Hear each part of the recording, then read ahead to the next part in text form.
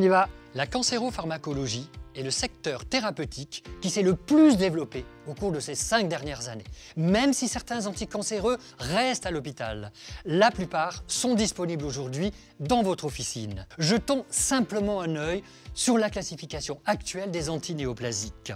Quelle évolution et surtout quelle technicité et complexité dans la terminologie des produits. Prenons pour exemple les inhibiteurs de tyrosine kinase arrivés récemment à l'officine. La liste est très conséquente, voire impressionnante. Une douzaine de produits ont investi nos officines en seulement 3 ou 4 ans. Du jamais vu, et ce n'est qu'un début. Alors pourquoi une telle avalanche de produits au cours de ces dernières années? Eh bien, les mécanismes de prolifération cellulaire et les différents facteurs de croissance impliqués dans la cancérisation sont de mieux en mieux connus. Ceci nous permet donc de concevoir des produits ciblés particulièrement adaptés à chaque type de cancer. D'où, du reste, le terme de thérapie ciblée.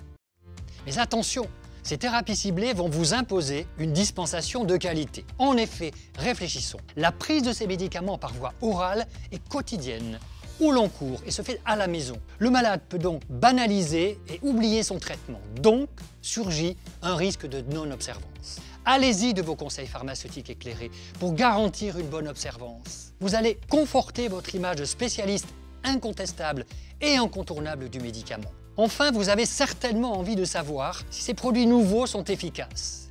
Eh bien, même si ces produits ne guérissent pas le cancer, ils freinent la multiplication des cellules cancéreuses et permettent donc d'avancer considérablement dans la lutte contre cette maladie. On peut citer par exemple amélioration de la qualité de vie de vos patients, allongement de la durée de vie, transformation de la maladie cancéreuse en quasi-maladie chronique qui n'évolue plus et qui réduit le risque métastatique.